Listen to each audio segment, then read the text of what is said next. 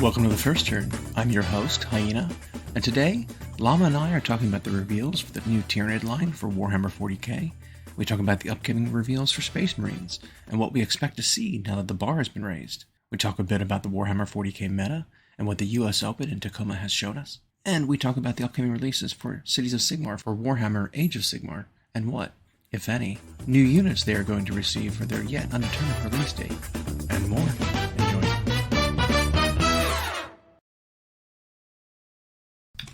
I had noticed on Warcom they did their meta watch for 40k because we had two big events over the weekend. There was the I always forget the name of the other one. Bug Eater. No. That was earlier summer. But it was like that. Yeah. It was a 100-person event, pretty big, mid-major kind of thing. And then there was the US Open in Tacoma, 350-some players or whatever, huge. They did their meta watch for 40k because this is our first large sample size of 40k 10th. And there weren't a ton of surprises in the top 8 of either. I think the armies we all suspected were pretty prevalent. Eldar dominated the one event. The smaller one, yeah. It was like 5 out of the top 8. And I think literally every Eldar player made like the top 24. So that was a little more lopsided than I thought. Whereas the US Open, there were Eldar in the top 8. 2 of them. They didn't win, though. They got beaten out by a couple of things. First and second place were Custodes, and that ended up kind of the focus of their meta watch today. They talked about they're aware of it, and they know what changes need to be made for them. What I found interesting about, and they even again mentioned Eldar in their thing. So, well, they said that they were a good choice against Eldar because there's so many devastating wounds that deal just mortal wounds that their 4-up shrug, Aegis ability, whatever it's called, was a good matchup into Eldar. Mm-hmm. So, like, not only is it like minuses to wound them, but there's also invulnerable saves built in natively, and then defenses versus mortal wounds. Yeah, and I've also heard that the Tyranids do okay into Eldar, into various builds, because the Tyranids have a lot of mortal wound output, and if they're running a Wraithguard heavy build, the Exocrines are just like aces against that unit. One of the few things that are... I feel like because they're what, strength 12? So they're winning on the 2s? Extra strength 10. Yeah, it wounds them on 3s, but... Okay. Well, it'd be the same thing with Guard and their Wyverns. Mm-hmm. Their strength 10, minus 3, or minus 2, 3. Long range. Yeah, that kind of that thing. 3 damage level. Yeah. Lots of shots. And then Gene Stealer Cult. Gene Stealer Cult had, I think, 1 place in the top 8 of each event. They're really strong right now, it seems, because they have an ability to score and move and score and move. And then some of their cheap stuff comes back. I don't know how much you really need to fix about them because they don't have heavy hitters. So that's a weird one. Might just be the number of characters they can take. Could end up too good. Sure. I mean, I feel like for that, it's adjusting points a little bit. Yeah. So maybe points get changed where you have 1 fewer squad. Yeah. Or changing how reliable the recursion is, right? Because that's one of the things. If you're a battle line unit, you guarantee recur. You drop into reserves, you come back. Well, things like guys disappearing, units dying and then coming back with their one-use only weapons. Mm-hmm. Maybe those count as being used. So, stuff like that. Yeah. It was the same thing with Astra Militarum and their 3-man Sentinel units that were coming back, which I expect to change, honestly. But they would each have a hunter-killer missile, one use only. Yeah. Unit would die, come back for a 2 CP with 3 more hunter-killer missiles. Right. Basically one-shot las cannons. Yeah. Essentially. They're really good. Yeah. Yeah. So I can see some minutia, some minor things like that being changed to make it a little less sharp. I will say that with those 2 sets of results coming in, I expected actually more moaning than we got. Mm-hmm. When I was watching people have a discussion, I braved the elements and went to Reddit, which is, I won't contribute, I just lurk, but the commentary about the US Open in particular was mostly positive from people. I imagine by now GW runs these events well, and you can see the results are a hair less lopsided than maybe they are in other places. I don't think they were doing anything special with the missions or whatever. I know they have their recommended tournament packet now that actually has specified terrain setups, which I think is great to have uniform terrain setups across the game as far as the tournament setting goes, so that you don't have to say things like, well, when I go to Bug Eater, I know they're going to have this kind of terrain, and when I go to Adepticon, they're going to have this kind of... Even if you were playing and the tables for a round were all different, because it's like, well, I don't have, 175 of each piece of terrain to make... Right. You know what I mean? Like, so it's like, well, I was on this table where it was all low terrain, and this one was all ruins. Like, I got screwed over in my table, assignment, because my terrain didn't work out for my army, and my advantage, my opponent had an advantage. Well, you can get rid of that now, because the tournament packets say, this is the type of buildings, this is the layouts for every table for this round. And the terrain disbursement on each of the examples they give is kind of the same. Yeah. Like, I mean, there are buildings in different spots, but I mean, like, the space between everything. Mm-hmm. So I think that's a little easier to play test for sure. And I think it's also been my experience that the players who kind of go to the mid-major ones, or even the smaller ones, will be a little more skewed in their lists. Sure. They will. They'll go harder into trying to just spike an event. And whereas at the US Open ones, it's like a lot of these players who are ranked at the absolute top of the field are invited to those or playing in them. I mean, it could also be something to do with, like, being intimidated by a major event, that it's like, well, I don't want to go and take this, gross, what I think is disgusting army, and then get humiliated because people are countering it or something. Like, there could be some psychology involved with going to a major tournament than going to a smaller one. Like you say, running a skew list is super risky. Mm-hmm. When, like, a meta might be able to just counter any of your weird skews. You have to have a meta list in order to compete against the meta. Well, and in a bigger field like that, I mean, that US Open size, you've got, like, LVO, which I think has the hugest attendance. Mm-hmm. And then, 350, that's a massive event. And so they played like 8 rounds. And so you're right. I think you have to go just a touch more internally balanced, because you could end up playing against anything. 100's still not a small event. But those results looked more skewed in that one. But the good news is their eyeballs are on both events. I have to imagine it's going to be talked about.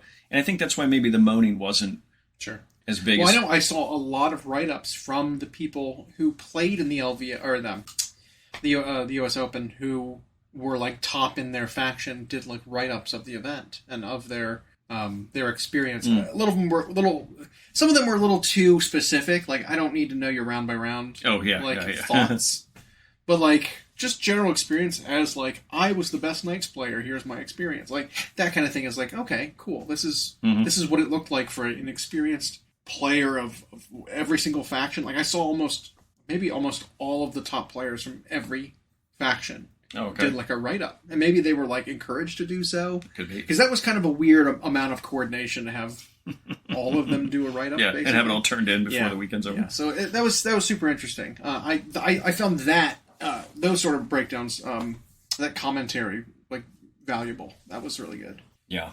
And you and I had talked about, I think after last week's episode, that, the thing with indexes is that this is not their vision for each army. Yeah. And that's what we came down to. We were talking about it earlier this week about, well, maybe this version of the game is not what they're talking about when the edition is in full swing.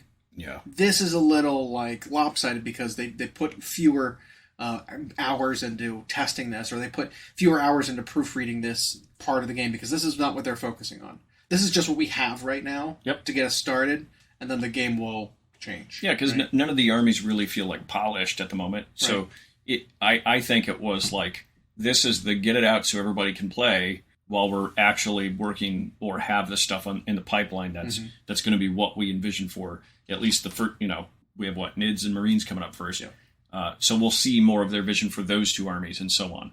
Well, I think the unfortunate bit is that we just can't put a pause onto the competitive scene, right? Because if we could just say, okay, this is Index, this is not meant for competitive play, we're not balancing it for competitive play right now, stop being in a competitive mindset and running tournaments until we get, till we give you the okay to, like, this is good enough. Because, like, people are still trying to churn out tournaments, and it's like, the edition in almost Index is not tournament worthy. Yeah. That's exactly right. And they're approaching their list building from that this is the final version of the army, so that's how they're building. Yeah.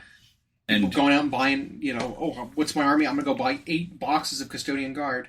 Yeah. Because that's how the army plays. Yeah. And then down the line, it's like, well, you actually aren't going to want to run 40 of them. Right. You're stuck with 40 of them. Yeah, that sort of deal. And we've talked about we don't usually feel like sorry for when people do that when they're I bought 14 of this buggy and now I can't play them all. Like, you didn't think that was going to stick around, right? This index version's not going to define the format. But so much information happens so quickly now that it feels like it. It already feels like, because there's been a handful of small events and now these 2 larger ones. And so people already feel like 10th is like seasoned. And it's like, no, it's still in its infancy. We don't even have a codex yet. Like 6 weeks. Like, yeah. Come on. Yeah. But you're right. They are playing and building and thinking from that mindset. What I also think is very interesting is, well, I'll put this out there. Do you think there's going to be required units for future detachments? I don't know if there will be required, because the only hint at all that we've gotten of any detachment outside of the Index ones is when they were showing off the Lictor variants during the Tyranid preview. They said there will be a detachment that features these guys, and the Death Leaper can even be a warlord in it. I don't know if that means that's all you're going to take, or you'll just really want to take them. Because they don't have enough models to... Well, but I don't know about that anymore. If we're looking at the Vanguard Beasts, as they call them, think about all the different kind of Leaper units that are either coming out or considered to be Vanguard Beasts, right? You've got the Lictor, you've got the Death Leaper, you've got the Von Ryan's Leapers, you now have the Gargantuan Leaper variants, essentially. Yeah. The Norn Emissary, the Norn Infiltrator, or Norn... whatever the other one's called, Assimilator, whatever that is. And then you've got, technically, I think... you've also got the Neurolictor coming. And Neurolictor, yep, forgot about him. The Hormagaunts are technically that. Gene Stealers, I think, are still technically... Vanguard beasts. And so it's like, when you look at that as an army, it's like, well, can you build a full army out of just, like, that? I think so. Possibly. I mean, maybe even some of the Termagants are technically Vanguard beasts of some kind, like... add a little shooting to your army. I could see a full army coming out of just this, like, Lictor-themed, this infiltrator-themed, sort of portion of the army. And it could be that the way they do it, and I guess they could do it either way. They could say compelled units, like ones you have to take to make this valid. Compulsory. Yeah. Yeah. Or restrictions, like can't include or can only have so many of. Now, see, I like that less. So do I. Right? Because generally, if there's a different detachment that benefits those would-be restricted or banned units, then you should be incentivizing a player to choose that different detachment and focus on that type of thing instead of being like, no. Well, I'm just going to, I'm just, because no one's going to include suboptimal things in an army if there's no benefit for it. Typically, unless it's just like a support piece. And if it's a support piece, generally it's not that good. Yeah. Because it's not benefiting from some rule that it would get somewhere else. But like straight up saying, no, you're not allowed, feels awful. And it like shoehorns you into a specific build, which I don't care for. Aside from small things, right? Like Commander Farsight can't be in the same army as an Ethereal. Sure, for a fluffy reason, whatever. That's a minor thing. Yeah. You know what I mean? So... And the reason I asked about this compulsory thing is because when we did some more playing out of the Leviathan box, so no list building, just play with the units that were provided. You played with our buddy Rhino in a game. You piloted the Tyranids. Yep. How did that go, by the way? We used the missions and the secondary objectives and everything. The Tyranids edged it out 73-69. Nice. He did forget to use Oath of the Moment a couple turns, and I forgot about it. Yeah. So that's a big deal. That that might have done. But you also forgot to do your sustained hits several turns, which could have eliminated some units faster, and then made Oath not as impactful. Yeah. Regardless, that box set, which is according to points imbalanced, correct, ends up making for very, very close games. It does majority of the time. Mm-hmm. But because you didn't get the list build with it, you had to bring with what was provided. That makes for a more balanced list, right? And so I bring up the compulsory units because when you do have to bring stuff to fill out a certain chunk of points of your list, you can't just play all of the best stuff, right? And people always refer to it as a tax, yeah. But sometimes it's not even that. Like I think, especially if you're going to be getting free benefits, which I imagine most of these detachments are going to be, telling someone you have to play these 3 units or whatever. Well, it also changes things for things like secondaries for your opponent. If they need to accomplish an objective, kill a unit or something, well, it would be nice to have a few units that you can actually achieve that with. Like, what if I were to choose an all-stealth army? You can't target any of my stuff outside of 12, and you have a secondary that's like kill units, and it's like, well, I can't. If there were a few units you had to take that maybe didn't have this stupid special rule that and then those few units you could actually kill, that helps them be able to participate in the game too. It's more than just changing the amount of points that your opponent has. Yep. It's also making it more balanced in terms of actually trying to win the mission. Well, and they have to try to, and they might have a whole bunch of these done already, but they also have to make it so none of the detachments create a situation where the opponent of said detachment will just be stuck with completely useless objectives. Like, there's always going to be the one that has to do with like a psyker or a character, and the opponent's not really doing much of either. But like, they can't have it like you're talking about, where it's, oh, you kill something in the shooting phase, and it's like, well, I don't get to shoot them for 2 more turns. Like, that seems dumb. Or kill a monster, and they're playing Genestealer Cult, they have 0 monsters.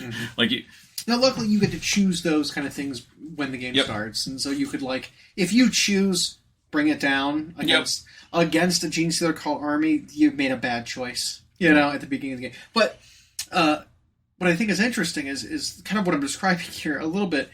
Again, reminds me of how they do list building in Age of Sigmar. Where it's like not exactly a 4-sword chart, right?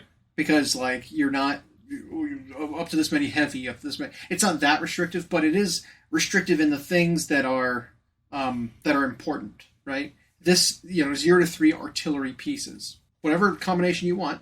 0 to 4 monsters, whatever combination you want, sure, and then you have to have at least 3 filler units, battle line, right? Like that kind of a restriction curbs some of these massive skew lists and makes it so that the armies are generally rather fair against one another. Although, I guess when I'm looking at some of the more, in these early stages, egregious, you could say 40k lists, I don't know how many of them are because they're spamming something outside of the fact that the basic Custodian Guard is bananas. Because, like, even the Eldari list, and we've talked about this, like, some of the same offenders are appearing in there, like... Wraith Guard. Well, I see the Fire Prisms, especially, everywhere. But even that, I mean, you're going to restrict that. There's already only 3. I mean, are you going to then say the total number of vehicles, period, is 3? I mean, I hope not, because that'd be too much. Yeah. But, like...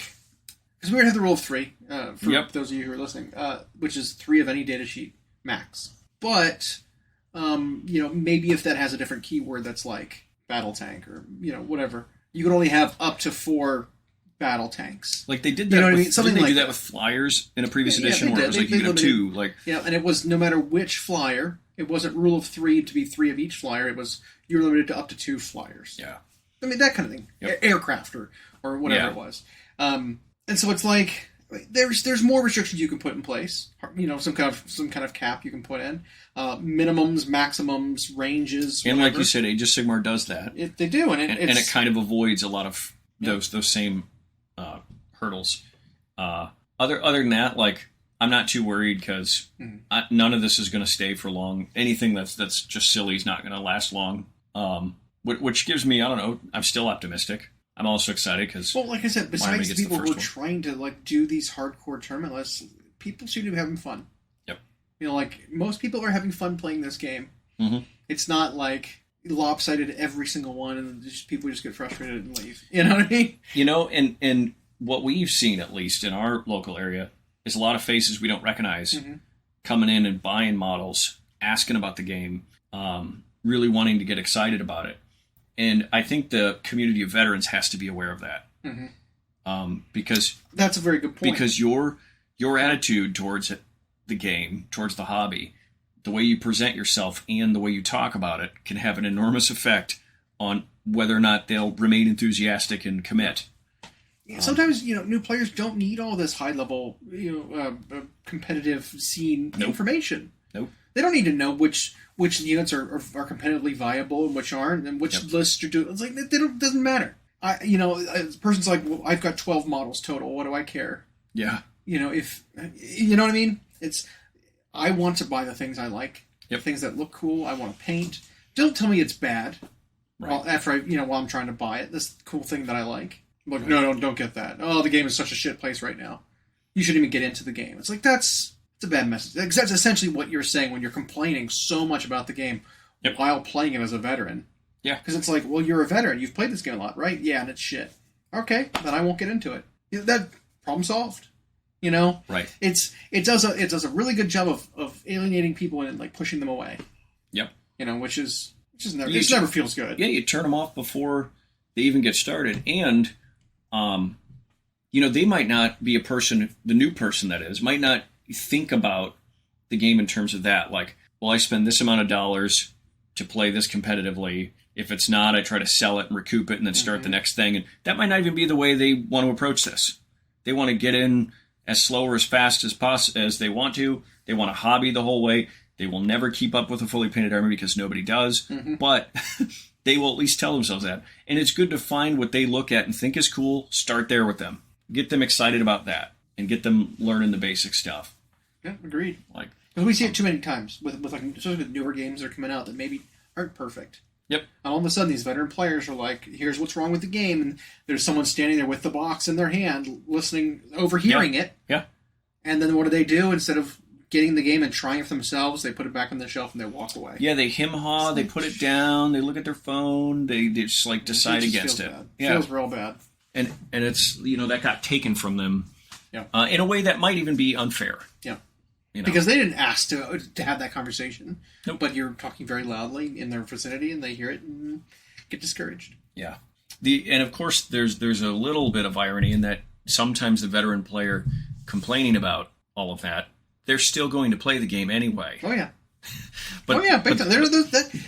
How did they become a veteran? Yeah. By playing through hard points in different editions and still continuing to play. Yep. You wouldn't be a veteran if, like, the first time you saw the hard patch of the game, you're like, I quit. Right. Not a veteran. Sorry. Yeah. You know what I mean? But we did get other news this week. It's been a bit of a slow week because I think they're pacing themselves to show us Space Marines here in the next week. Yep. But we did get to see Tyranids. Beautiful. The day after our last episode came out. It was like Saturday morning. So we were making some predictions about what it would be one way or the other if Tyranids or Space Marines was showed off. It turns out, spoilers, in case you're living under a rock, Tyranids did win that campaign. They did. And created some tension within that system. Super cool they went through with it. I agree. I'm glad they did. And then we got to see just a bucket of new Tyranid models. Way more than we expected. Yeah. Like some of it we did expect to see. Yep. Right? I expect to see way more of here is the Leviathan box set released separately. Well, there was none of that.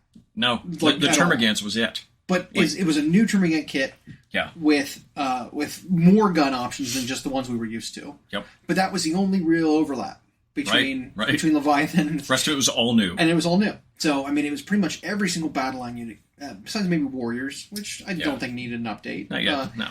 All got updated. So, new Termagants, new Hormagaunts. We got new Gene Stealers, which I wasn't expecting that. Neither was I. I felt like it was one or the other. When we saw the Termagants, I was like, oh, that's the only infantry we're going to get. Yep. Yep. And then it was like, here's new Gene Stealers as well. It's awesome. I was already, in my mind, when we'd seen 2 infantry units, I was already like, I'm ahead. Yeah. That was already ahead. The fact that we got all 3. Yeah. And they all look great. And I would say the models between Leviathan and this new stuff that came out, we're seeing kind of a theme, right? We know there's a theme of like this melee-centric, sneaky, disrupt your lines sort of army called what were they called? Vanguard? Right. Vanguard organisms or whatever. Beasts, organisms, whatever. And everything kind of falls in line with that genus of the Tyranids, right? Which is generally the like I said, the advanced infantry, the ones that go in first. Your Lictors, your Death Leapers, which we had seen. The Norn Emissary, which is a somewhat lone operative monster with its own do you even call it? Decision making? Yeah. Like capabilities? Like, and it's not part of the hive mind. It can think on its own, which... You know what's funny is that, and I think looking aesthetically at it, this is just a fluff nerd moment, because people were trying to... They always have to find something to pick apart. Mm-hmm. The model itself is stunning. But they immediately were like, oh, he's got tentacles on the back, because that's useful. Well, those little tentacles on the back, if you look, are connected to this brain organism that's like almost under the carapace, like it's a cockpit for this thing. I almost think that brain is like the independent organism running this shell of a body. And so it has some autonomy from the hive mind, because it itself is like a mind. Little thinking mind, yeah. So a little bit like a rattling gun, because they have that little like brain rat riding on the back of a whatchamacallit, Skaven, Stormfiend. Yeah, it's like that kind of thing. Yeah, it's like it's like right in this big, just because I'm sure the Norn Queen pooped this thing out, and then it needed something, and instead of giving it its own just psychic connection to it, it's like, here's a brain organism that moves you. And we've seen that as a theme aesthetically with these new NIDs, and then we'll talk more about the other ones, is a lot of them now have very brainy designs, very psychic designs, and then the tentacles, the feeler, more Cthulhu-like. So we're getting a lot of like psychic, because there's 3 units now named Neuro something, and then all these Vanguard feeder organisms. So yeah, all 3 infantry, back to that, were great, because I only expected 1, and we got all 3. Now, I have this bad habit of every time the Tyranid infantry gets an update, I get rid of all my old and buy all the new, so that's going to be pricey. But I'm looking forward to it, even if I never get them put together. But then they moved into... They re-showed the Death Leaper. Yep. And then they showed us a Lictor, and he's got 2 dramatically different poses, right? Yep. His one is where he's like fully extended, like you'd expect. The old-fashioned like, kind of design. Giant like mantis pincers up. And the one's in like infiltrator mode, where he's like tucked down, and his little pincers are like folded in half, and he's like if he were hidden between pipes and a wall. That exactly. Would be like he's getting ready to pounce, not ready to spring yet. And then they said that they are sold in boxes of 1. Yeah. Which is interesting, because then if they can be running units, you have to buy multiple boxes to fill. Which is annoying. Which is interesting. But then we had, from what I can tell, only the Death Leaper is the character. The other ones are units. I think so too. Maybe 1 to 3 or something like that. But they were going to fill a much different role, because they're kind of bigger Vanguard organisms compared to, like, say, the Von Rein's Leapers, which, when you look at those models, they're actually kind of tiny for what you would expect of a Death Leaper or a Leaper model. So they're like they're separating out, like, here are the elite ones, here are the normal ones, here are the basic infantry, and then here's your monster variant of this.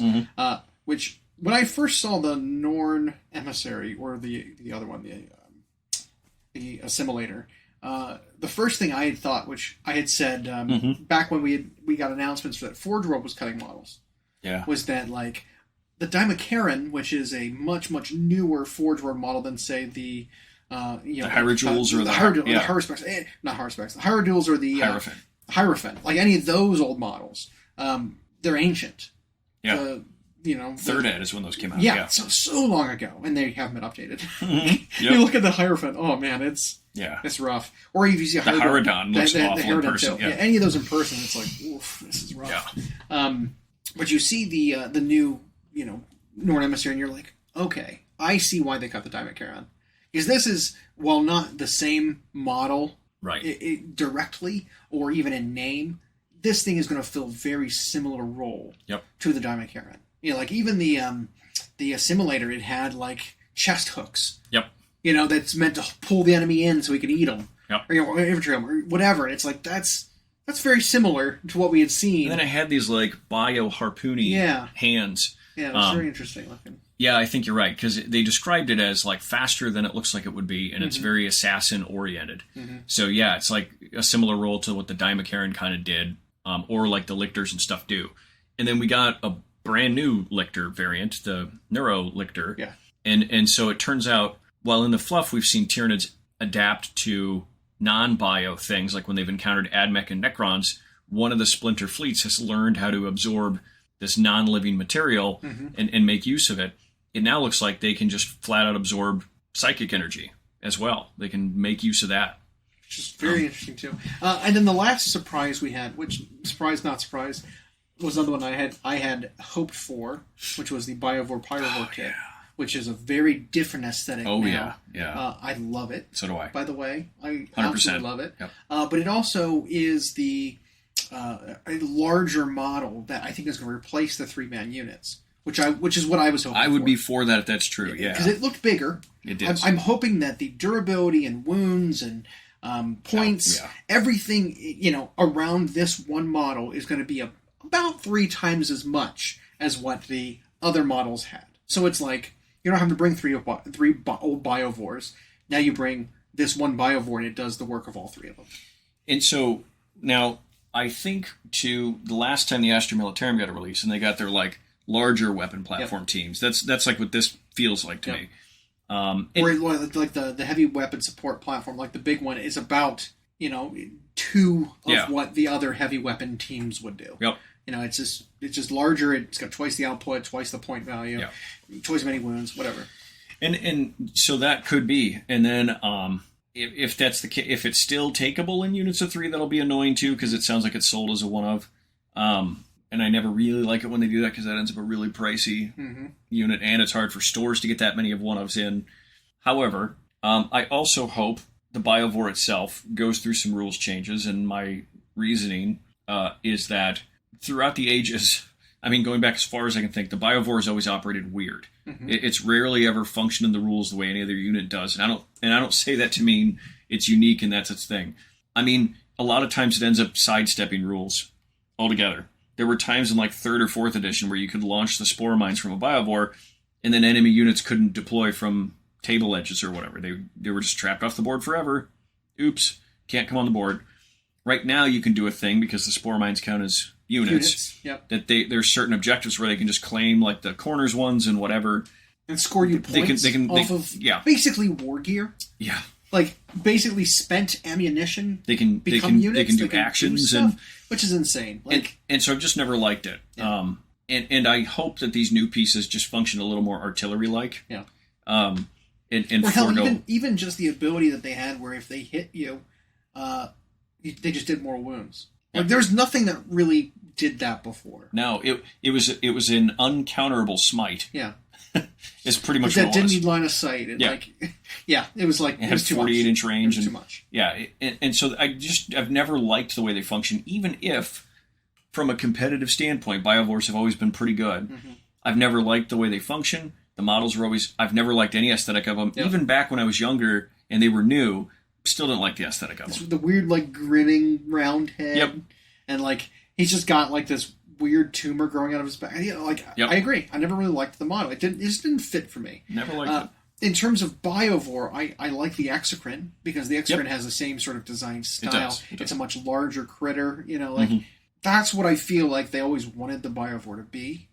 But they made something else. It's called the Exocrine. Yeah. Now this thing that's going to be replacing him is very, very different. It was like a 6-legged, crab creature. Yep. It was super cool. Yeah. I love it. With that organism on the back. Yeah. And they painted it a little stale, in the sense that they made it look too much like a gun on the back of a thing, but you can fix that with a paint job.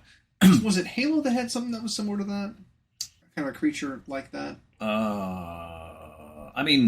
StarCraft. I know. Has had stuff like that, but I seem to remember in something else too. Obviously StarCraft. Yeah, but those universes have crossed over for 20 years now, so have borrowed ideas from each other. Another really good point is that it's this stole from this one. It's like they're all borrowing from each other. Yeah. It's all the same kind of thing. Yep. Humans versus aliens. Yep. That are hive mind bugs that can evolve. It's all the same. It's all the same.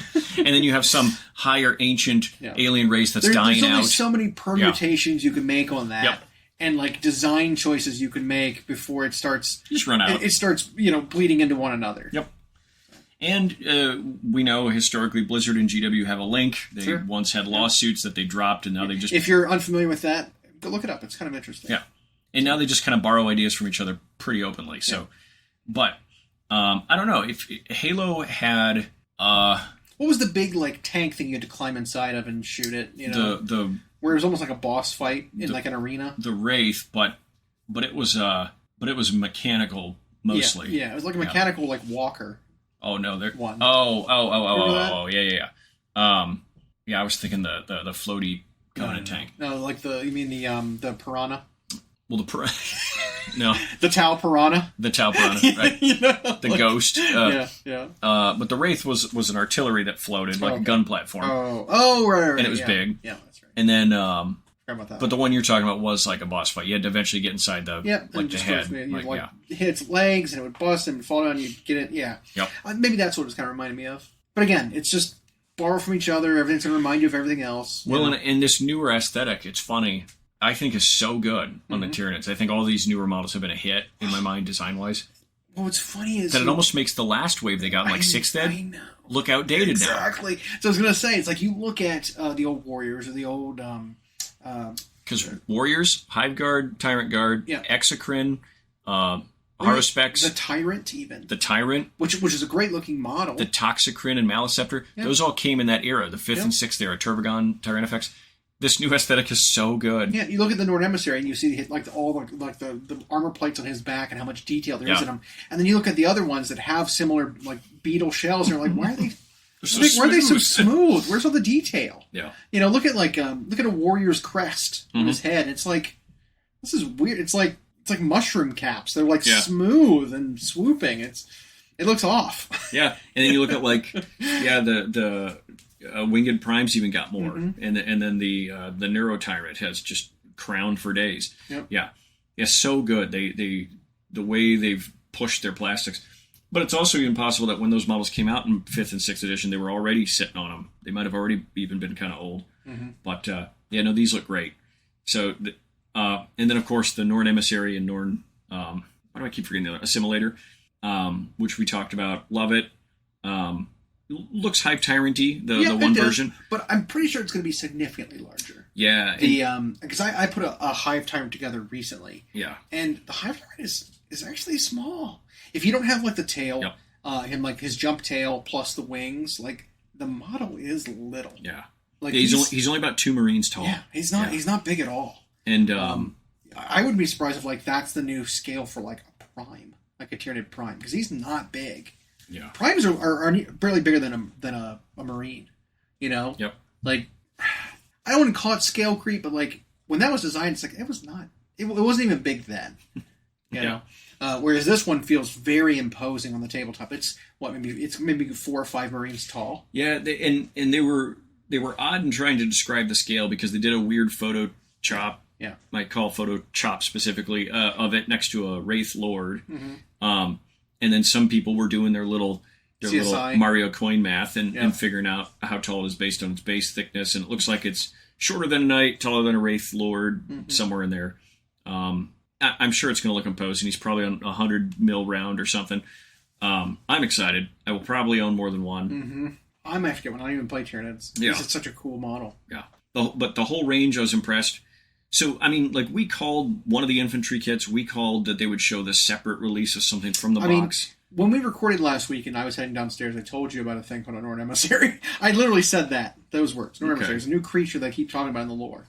Don't know what it is. Don't know what it's going to be. Yeah. But we reached the bottom of the stairs. I said that. And then sure enough, the next day it's like, it's literally called the Norn Emissary. Nailed it. Yeah. So I know the Neurolictor was talked about in something before.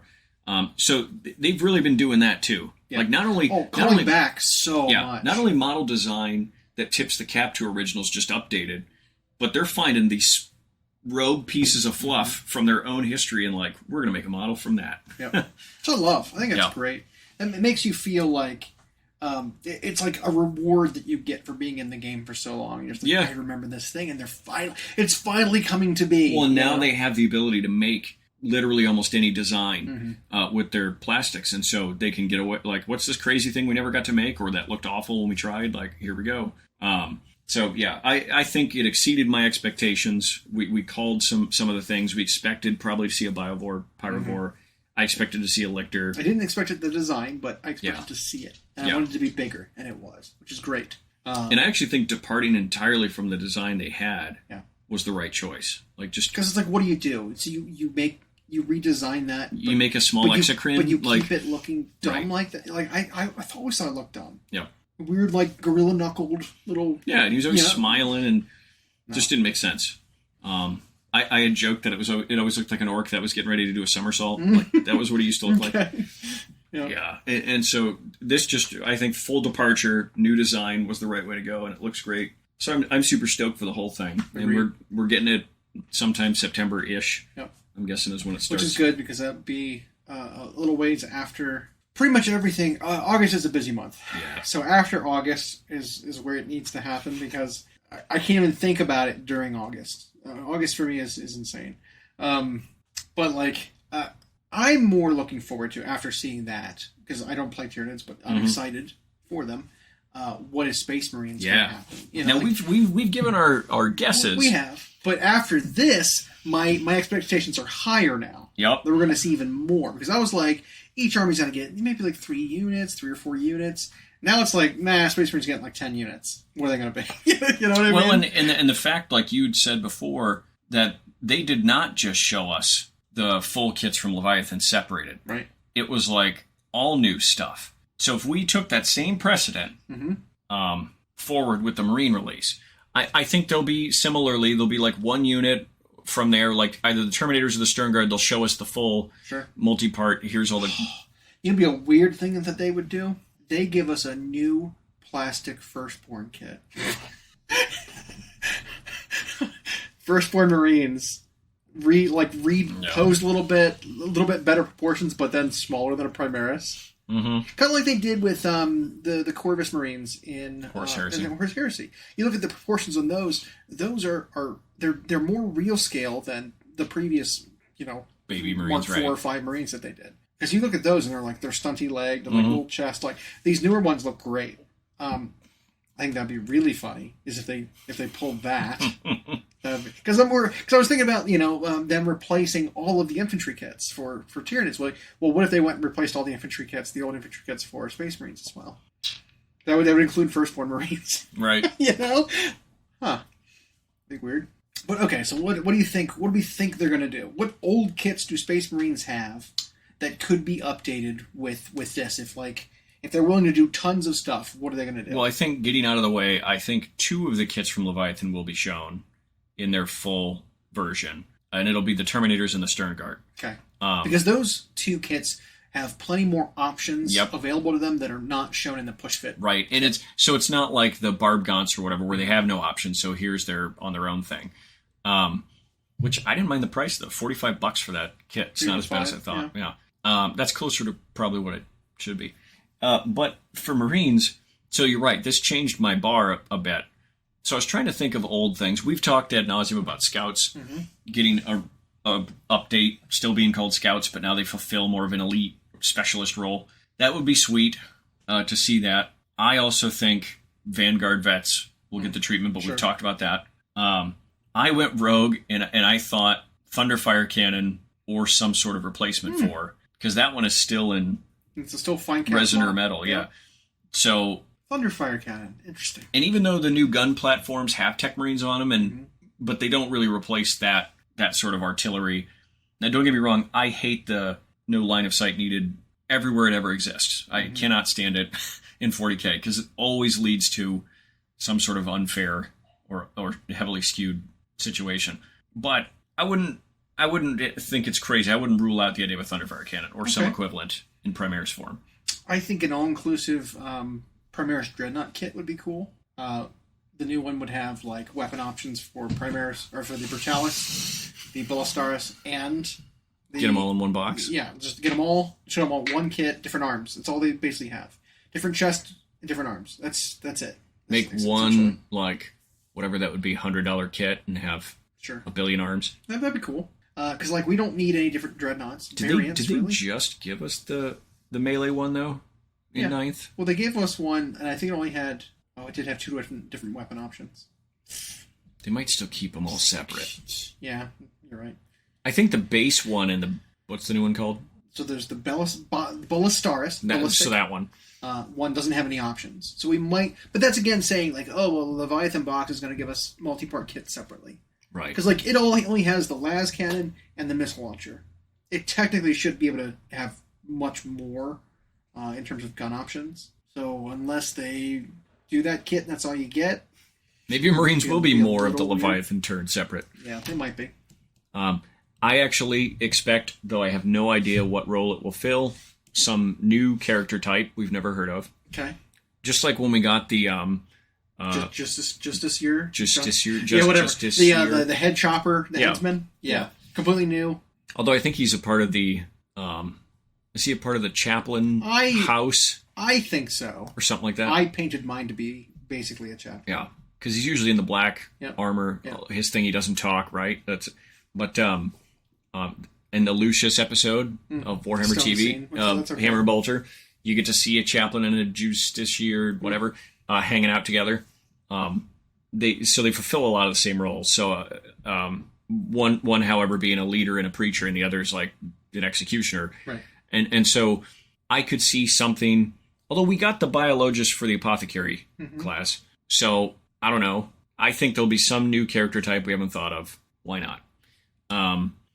And then I want to say they're going to have some sort of Primaris thing that doesn't exist yet that will be entirely new. And we will sit there and ask ourselves every time this Space Marines come around and be like, well, but they've already made jumpy things and heavy things and fighty things and whatever things. So what else could there be? And then they'll come out with something.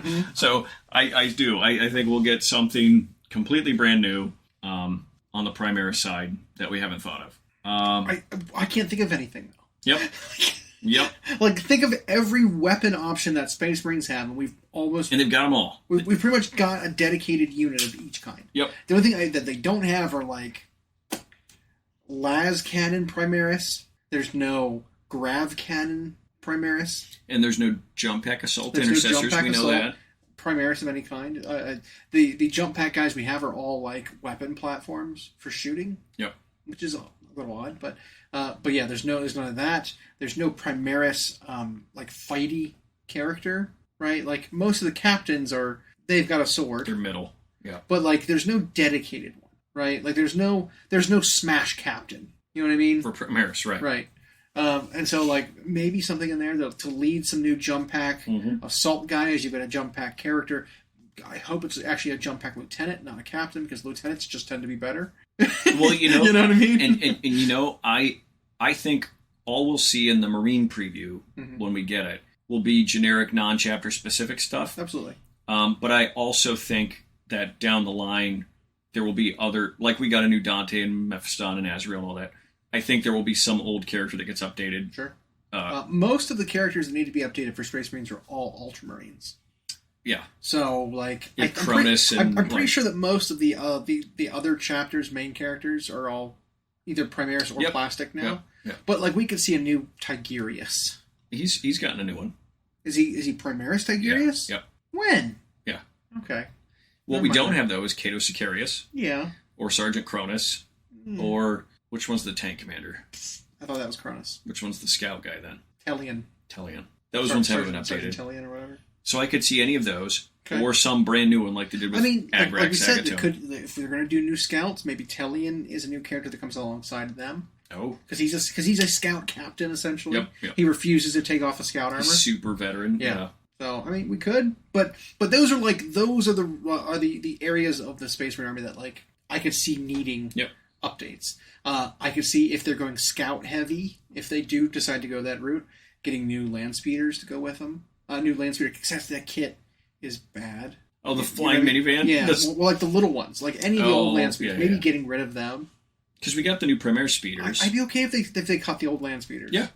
And then give us a new Primaris-sized of the minivan land speeder that transports only scouts. You know, maybe do a little trimming as part of this too. Oh, I'm so for that. I'm like so for Marines getting trimmed. Yeah. Like old stuff going away. It's just too much, and then a lot of it ends up just not. Yeah. Worthwhile. I mean, I can see them cutting the Thunderfire cannon. It's been so long since they've updated it. It's like maybe they'll be like, nah, it's not worth it. Yep. Get rid of. And it only exists in two spaces. It's either way too good, or it's priced out of. Or it's just useless because it doesn't do anything. Yep. And that sort of stuff just... Even for, like, a blast weapon that ignores line of sight, it's not good. Because it's only got one gun. so it doesn't get to like triple or quadruple dip on the blast rule like most other units that have blast do. Right. Like if you got a unit of 5 guys that have blast, and you're shooting a target that has 10 models, that's 10 extra shots from the squad. Yep. Right? Because it's 2 extra shots per guy. Yep. A Thunderfire Cannon being like, oh, I've got 3d6 shots, it's 5 guys plus 1 shot. It doesn't feel broken. That's kind of what we were talking about the blast rules. It's either underwhelming because it's a big gun that gets 1 or 2 extra shots, who cares? Or it's completely oppressive because it's a unit of 10 guys who each get 2 or 3 or 4 extra shots apiece. In the case of one of the Space Marine, the new missile unit, they have 2 different guns as part of their missile launcher that each have blast. Yep. And so it's like 10 guys in the unit shooting a unit of 20 guys. They get 40 extra shots. Like, what kind of nonsense is that? That's also why they went up. Up so many points. But I would rather them have not gone up so many points, and then like one of the weapons loses blast, and they lose their ignore line of sight ability. Like I'd much rather them be at a much more playable price point. Yep. Than like we're gonna put this huge points tax on these abilities. Yep. And then like make it so that unit either like barely makes up its own points, or puts you in such a deficit because they don't get to do their thing and they just die before they get to do anything. Yeah. And it's like it doesn't feel good, No, yeah, because they elected to keep the mountain of too good rules that it has, and then just jack up the points. And we've talked about that. There's like a point. The only thing that happens when something is too good of rules is that you keep taking it because it still wins you the game, and then it crosses a points threshold where it's like, oh, now I just never play it. Right. Yeah. No, I feel like that's where that unit is. It's like again in the short term. In the short term, right? Yeah. Of course. But it's like I'd like to see just like dramatic changes to different abilities, to different, even amend the war scrolls, and like just take rules away. There's too many things that have too many of the same rule. Yeah. I just wish that kit would have been built so you had to choose one of 2 weapons, and those 2 weapons did 2 different things. Like, what's funny is you do get to choose 2 different missile launchers, but every missile launcher comes with like the D3 shot like round. That's Like it's a secondary gun attached to it for some reason. Yep. And so like generally, if you are taking the super crack missile, which is the anti-tank missile, you could just like throw the D3 shots at something else that you can't see. Yep. Or you really focus in on the anti-infantry, and you take the blast, the quad like tube one, and then just go all in on the blast and just blow up infantry units. But it's silly that it's got 2 different guns though. Like it's not just a fire mode. Yeah, the unit was like itself GW taking their own memes that exist out there when people Photoshop a Marine thing to have 80 guns on it just for funsies, and then they went and made an infantry unit out of that. And they thought it was funny. And it immediately came out, and it's just like each one of those things never needs line of sight and gets way too many shots. Like, But that unit existing may mean, among other things, that we just Thunderfire Cannon gets cut, just goes away. Don't need it. But if you think about the Devastator unit for Space Marines, the only 2 left are what I said before, is a las cannon and a grav cannon. It's the only 2 that are left.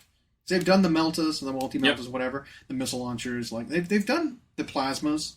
They've done like every other type of gun. Maybe we'll see something in there. But so my official guess, Stern Guard. Stern Guard multi-part kit, all the different weapon options. I think we're going to see that. I think we're going to see jump pack infantry, probably close combat ones. We're going to see a character go alongside them. I think we're going to see an updated named character of some kind, maybe Italian. That'd be cool. I think we could see that. I think we're going to see...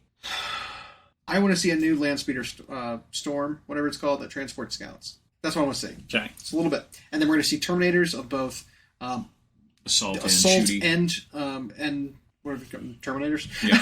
The shooty Terminators. Gun, yeah. So I think we're going to see those, and then we're going to see Vanguard, Stern Guard, basically all the elites. I think that's where they're going to go. Vanguard, Stern Guard. It's hard. Like when you have an army like Space Marines that, like you pointed out, have every type of unit and every type of war gear, it's hard to think what else they'll do other than remake old stuff. Yep. But I still suspect somehow we'll see something totally new. I mean, maybe it'll be something like that lieutenant that's a solo agent. Yep. something like that, where it's like, here's a captain, but he doesn't join units. Inspired by the Lone Wolf, like a Wolves, champion or something, and he doesn't join units, and he runs in and fights everything. Do we have a Primaris version of the Emperor's Champion? We do. For Black Templars. For Black Templars. So they would do a new Primaris Company Champion. Do we have that? Maybe we don't. I don't think we do. I mean, Primaris I guess Ancient, the Blade Guard veterans. I don't remember. Was there a character that was that role? I don't think so. I know Custodian's got one. They're like sword champion guy. Yeah, they did. And then there was the Castellan. And then there was the one raising the sword sideways, which was weird. I think I would absolutely, if I were to have that model, would just cut that bit and like turn the hilt of the sword 90 degrees. Because like I just can't stand it. He's holding his sword up, but it's like the flat of the sword is facing you. It's like, are you showing me your sword? Right. You aren't like raising it up like you're charging or like you're chopping somebody. You're like, look at my sword. It's just odd. It's a little bit of an odd pose. Does it have a mirror with power in it? No. It doesn't even have like decorations on the outside of it, or like it's interesting. Either that, or you take the sword and you just like the bottom half of it, you just like cover it in purity seals. He's just showing you all his purity seals, and it's like draped, like covered. Pom-poms, just a mess. Just a mass of purity seals. These are all the contracts I fulfilled. Yep. It'd be funny. That's what he does. Mm-hmm. He's the bounty hunter of. But I mean, that lone operative thing's not even that used to be a Space Wolf thing, kind of, where you had the character running out there, Logan style, by himself. So I guess if all the Marines are starting to get that. Well, I mean, captains should anyway, because they basically contribute nothing to the unit. They really don't. Right. There's only one captain that actually gives a benefit to a unit, and that's run in charge. And that's the brand new one. All the old captains don't do anything. Once per game, you get to use a stratagem on your unit for 0 CP. Like, you could just say this unit, can nominate a unit nearby within 6 to gain this ability. Like, to just receive the benefit of a stratagem. He doesn't need to be part of the unit, I don't know. It's a little odd that they just made captains so underwhelming. I don't understand it. They did. Because like the lieutenants are the ones that give you all the special rules. Your sustained hits, your lethal hits. And they're cheaper, aren't they? All that. And they're cheaper. And they don't fight much worse. Right. Strange. So, but then when do you think it's going to happen? You think it's going to start happening Saturday? Are they going to do an impromptu Saturday reveal, or are they going to start rolling them out? Well, that's the interesting. That's the interesting thing is they didn't announce a preview event like they did with the Tyranid one, but that was supposed to be lining up with the end of Augram. So it could be Sunday preview, random surprise. Ta-da! Do you think we're going to hear like on Sunday, 5 p.m. like they do when they announce their one thing on Sundays? Oh, I don't know. Or they're going to be like next Saturday, Space Marine preview. That could be. Or do you think it's going to be like we're going to get articles during the week? Next week they'll just be like, here's a new dedicate a week to it. Here's a new Space Marine unit. Here's a new Space Marine. Like that'd be a good way for them to fill in articles and stuff like that. Is spend a week just doing it. Yep. They might do that. Well, another thing we haven't seen much of beyond the starter box is Cities of Sigmar. We don't know if what they've shown for that army is all they're going to get. If it's all they're going to get, that's pretty light. For like a line refresh, sort of thing for an army, getting one infantry unit, a sort of elite shooting unit, and then like cavalry and one character. I guess 2 characters, the captain guy plus the wizard. Well, it's you have we get the ogre and then the girl on the manticore. Yeah. But like, is that the full line refresh for Cities of Sigmar that they needed? I mean, they went from 0 line and old models to A line. I don't think it'll be it. I mean, I think like I don't know. I guess like what was it? What army am I thinking of? Seraphim or Lumineth or stuff like that, where it's like I think it's part 1. Okay.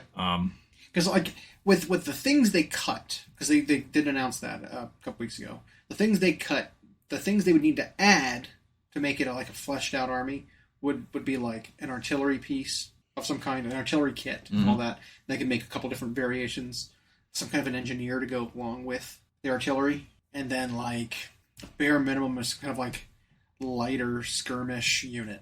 Something akin to the Free Guild Pistoliers, something like that. Or maybe a non-elite shooting unit, because if Cities of Sigmar gets cut all the way down to just having like really expensive few shot, like, because it's basically like not really cannons, but the guys with like the shields and the gun pikes, they seem like an elite shooting unit to me. And I feel like there's a lot more light guns that should be part of cities than, because they cut bows a long time ago, crossbows and handguns, which are all like volume of fire sort of weapons, in lieu of like these more elite sort of. Although I bet they're still like one wound guys, maybe because they're just humans. But they are behind the same kinds of shield that the Ogrin has, or the ogre, the second generation city ogre. Yeah, I think it's hilarious. The city ogre with the guy in the treehouse. Yeah, they're very similar to him, and they've got like the shields that dig into the ground to stabilize. Which is their neat. Shooting. I like that aesthetic. Yeah. I have to imagine they have more in store. It just might not be right away. It might even be closer to what Lumineth was like, where we got that and then waited half a year or whatever, and then they did a whole book re-release with a bunch more models. Because this might just be about getting it out. Because I mean, we're almost done with all the armies in AoS, right? I don't think new editions right around the corner yet. But I hope so, and then we hope we get Skaven. Except if that's what it's going to take to get more Skavens, a new edition. Then, damn it, let's make it happen. It's like 2 years old. Just get it out. Yep. There was one other we didn't see yet. Flesh Eater Courts, which we don't even know if there was a book for them in the works. We have to imagine there has to be. Yeah, there has to be. And we've seen maybe some hints that they're getting new models, hopefully. Well, I think there's hints that they're getting a new book, in that the most recent release for AoS was the campaign book. Yep. Part 1 of the Harbingers, whatever. Kind of like they did in previous seasons. There is an update to data sheets for some of the Flesh Eater Court army units.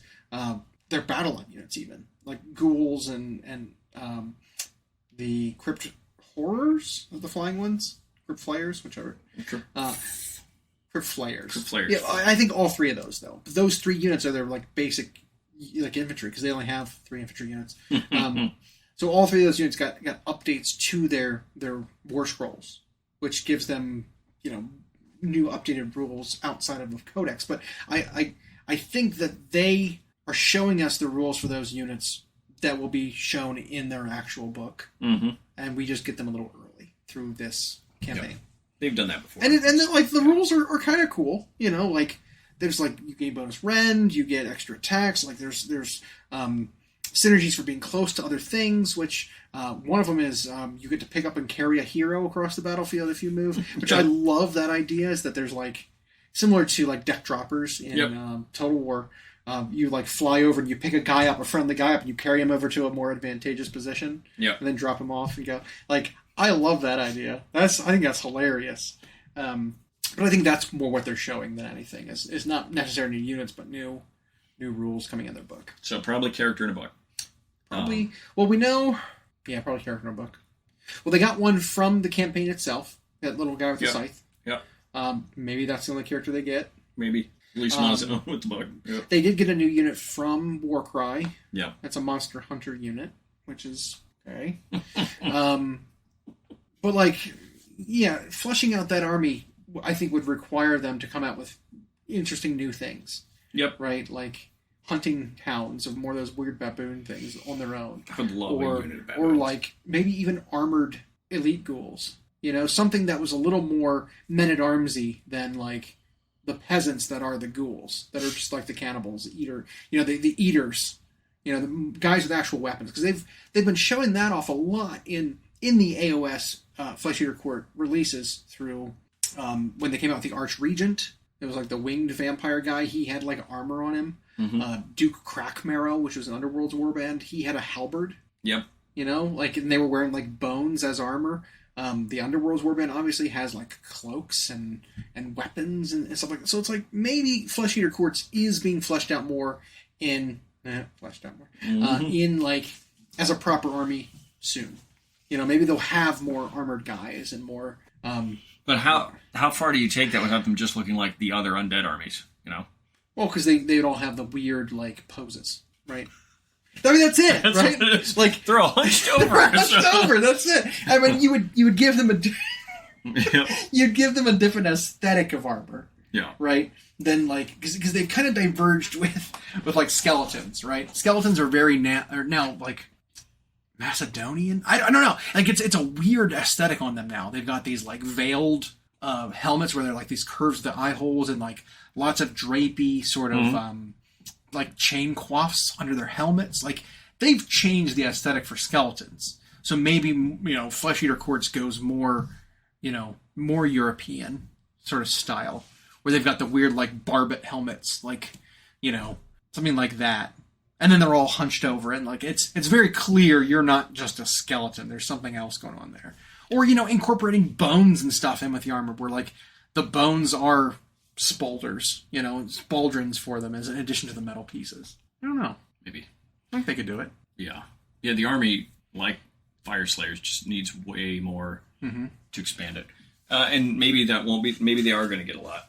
Well, we also haven't seen anything yet of, fulfilling the promise of this summer campaign, which I love to call it a summer campaign. We're late July. Yeah, because we're late July and we've gotten the first book and it just came out. Yeah. There's 3 more to go.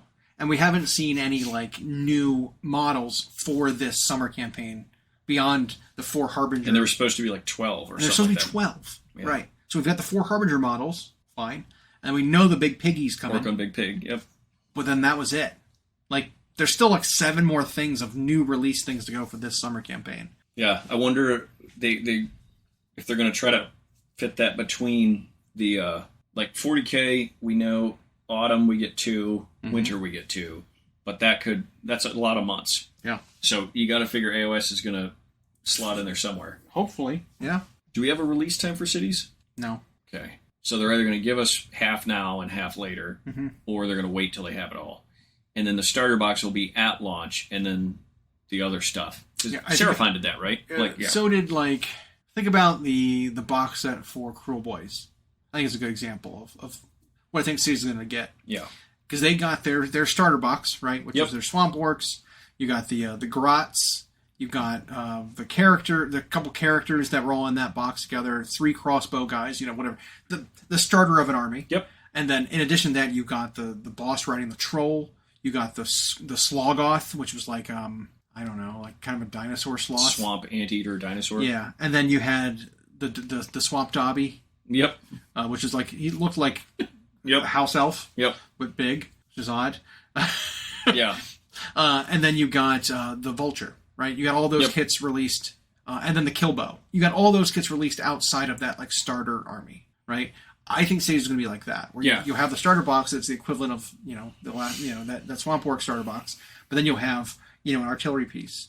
You'll have the character on the big monster. You'll have your ogre thing that you pick up, and then like one other thing. And there'll be a few things outside of that starter that you can get in addition. That feels about right for a first wave. Well, they better give them more than one infantry unit. Gosh dang it, because there are, I think, a couple of things, little secret hidden gems you can pick out with their previous like renders. There was one thing that really stood out, and it was a great sword. It looked like a great sword, like a big sword forged well, but the hand holding it was so much bigger in scale, like even proportionally. Like the fingers were like thick. It was a very meaty paw. It looked like an ogre hand to me. Oh, okay. I think there may be some kind of like either character or like solo, medium monster. I think Korgorath size, like ogre, Cities ogre breaker kind of model. Maybe it's like an 8-wound guy who's just like a fighting ogre monster. Not a monster, no damage track or anything, but like not a hero. Something like that for them, I could see. Okay. And then like, there's got to be some kind of like foot knight, right? Like an elite replacement for the great swords, because they got cut as well. The great sword. Yes, they did. There has to be a replacement for the great swords because they're so iconic. There needs to be some kind of spiritual successor to that. Yep. You've got your guard, your free guild guard replaced. You're done with that. Maybe you're not going to get any new handgunners. You've got these trenchers, whatever you want to call them, the guys that dig in. Some kind of elite infantry. It's got to happen.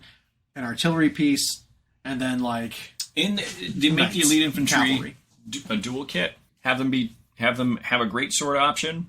Have them be something else.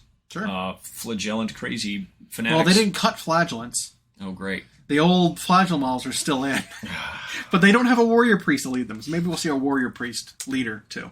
Because they gave us a new one in one of the quest boxes. They did, and they legends them. And they legends him immediately. So make a new one of that. Which was really funny. Or release him solo. Yeah. Yep. That could be. That one I want to be really excited about. Because the human faction. What's funny is, I don't know why I like to bring this up, but before we knew any of this about Cities of Sigmar, when they were just their initial book of, hey, all the old models, you can play them, people were like, we want a human faction. Mm-hmm. Now they're releasing predominantly humans. Those same people, and I see them, same screen names and everything, are like, yeah, but what about the elves? The elves and dwarves? It's like, for crying out loud. Jeez. Yeah. You've got 3 elf factions already. Yeah. Go play one of them. You've got 2 dwarf factions already. Like, yeah. But I want traditional dwarves. Yeah. Play the old world. That's. Oh my god. But yeah, I was like, these people outcried for human. They're getting human. Mm-hmm. Really cool looking humans too. Very unique style. Yeah. I can see it not being for everybody because it is weird. Yep. But you can get used to it. Well, it's like I think if you look at the inspiration of it, I feel like it's very like dwarven inspired human sized armor. I think like that's what we're seeing is influences of different cultures in the cities. Well, isn't that how Stormcast armor is designed too? Well, I mean, yeah. So a lot of the cities in the sky for Sigmar's armies were like forged by Grugny. Yep. Right. Is that his name? Whatever. One of them. Whoever the smith is. Yep. The blind dwarven smith helped Sigmar create all of his grand things. His city that's literally orbiting like Halo style a moon. Yep. That kind of thing. And so like when I see the new city's armor, it's like this is all like really heavily armor. The kind of armor you'd see on a dwarf because think about like D&D dwarves. They all have these sturdy sort of rules that make it so they're not slowed down by heavy armor. So they wear just like as much as they can. You know what I mean? These guys look a little bit like that, where they're inspired by like dwarven influence, heavier Gromrel armor, that we wouldn't see before, because humans are like, well, we're poor. There's a lot of us. We live very short lives.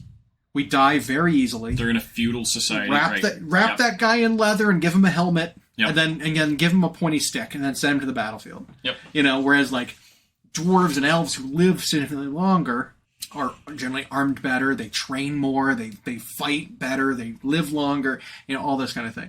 So I think maybe we're seeing some of that crossover, which I love, because that means that if you do bring things like, any of the good plastic dwarven kits, the iron breakers, the iron launchers, Iron Drakes, they don't look so out of place next to these new humans. Yep.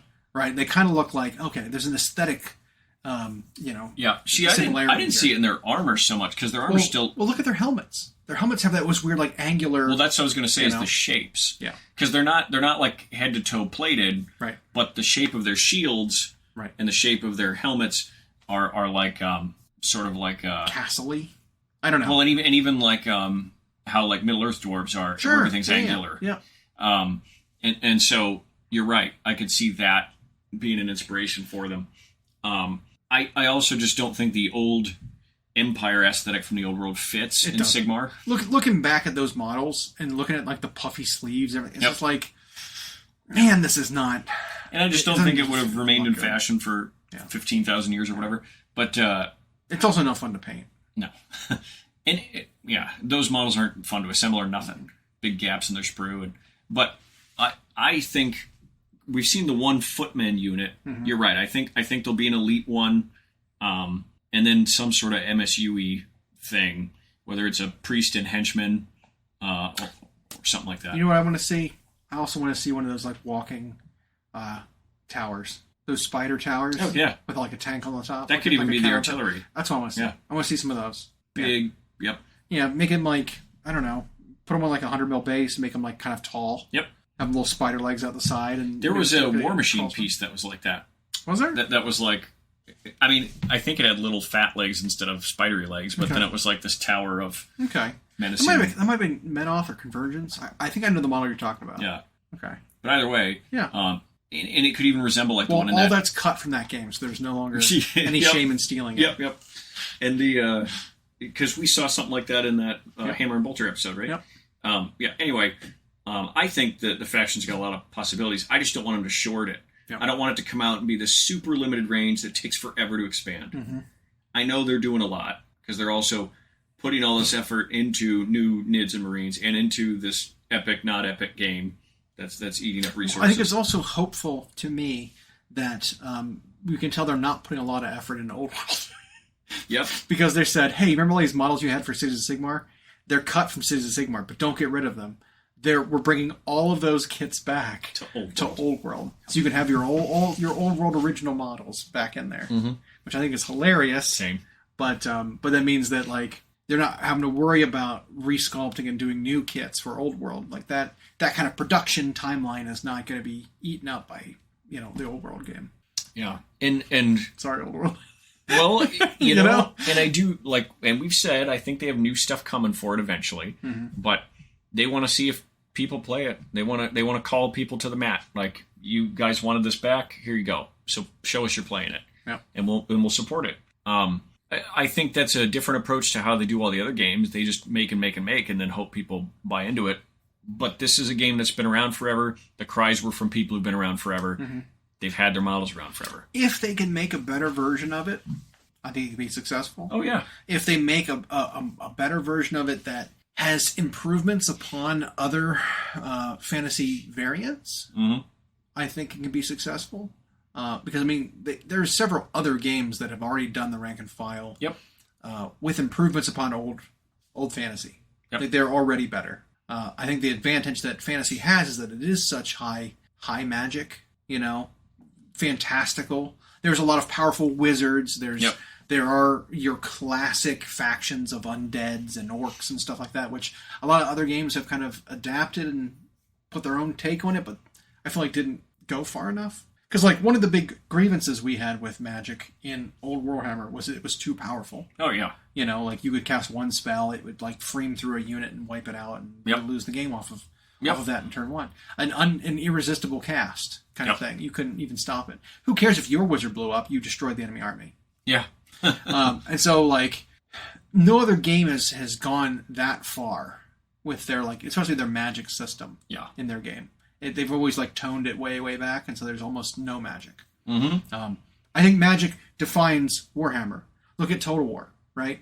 Look at Total War Warhammer versus a Total War of like a historical version, right? Historical version with no magic, it's like this is a little boring because all I have is guys charging at different angles against each other. It's actually I found I can't even go back. I know. And I played those forever, but they were always kind of unfulfilling because it was just guys charging at each other. Swords and maces and spears. Who counters which? Yep. And you chase their skirmishers away with your horses. And then once we got this, it was hard to go back. You're right, magic and the superpowers and stuff and big monsters and and dragons, all of that adds to the game, and it you need to do those right to make the game work. Yep. Oh. And we'll see. The old world, if it takes off, thanks to their work on Total War, they have a ton of inspiration to draw from for Cathay and Chaos Dwarves and all this have new stuff they can make. I mean, there's 3 factions in the game that just did not exist in fantasy. Yep. Or hadn't existed for 20 years. Right. Yeah. There's probably going to be an Ulrich faction for the Nordlands that have their own kind of things. Oh, maybe. Teutonic Knights and Wolves and that kind of thing, the Ulrich followers. But we do have Kislev. Ice Bears and that kind of thing. You've got your Vampire Coast, which is brand new. Is an amazing. They existed in fluff, right? But it's an amazing aesthetic for a faction of briny, barnacled, drowned pirates. It's so cool. Yeah, it feels a little, what's it called? Pirates of the Caribbean, a little bit, but I don't care. It's fine. Yep. I'll allow it. But they took it in such a different direction.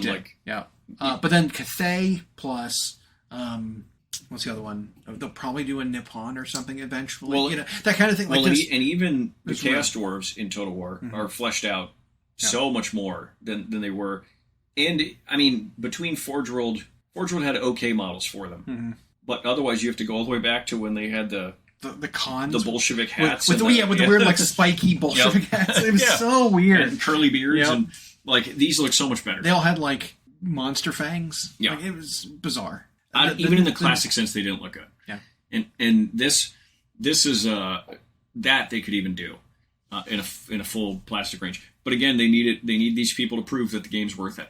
Great. Because if those people who whined for it to come back have it come back, and then they sit on their hands or sit there with their arms crossed saying, well, I'll play when you give me new models. It's like...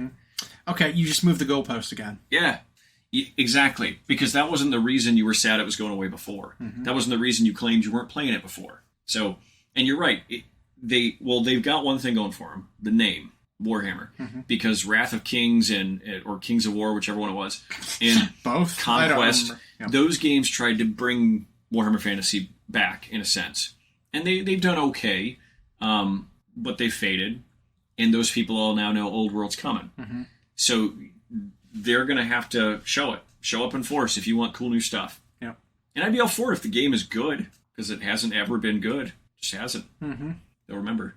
But there's a lot to consume there. I thought we were just going to have like a 40K 10th rant today, but AoS, I'm actually more excited to see. It's how I always end up. Yeah. Right? Like, I'm always like, oh, new 40K. But existing AoS, like, it's still more interesting It's to me. still so good right now. So good. Yeah. But speaking of lots of things we need to consume that are really good. I think we need to eat. I think we should eat. Yeah.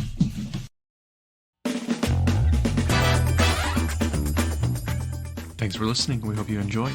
Check out our new episodes every Friday at Google Podcasts, Spotify, and Audible, or on Podbean. You can also follow myself and Llama on Instagram for more.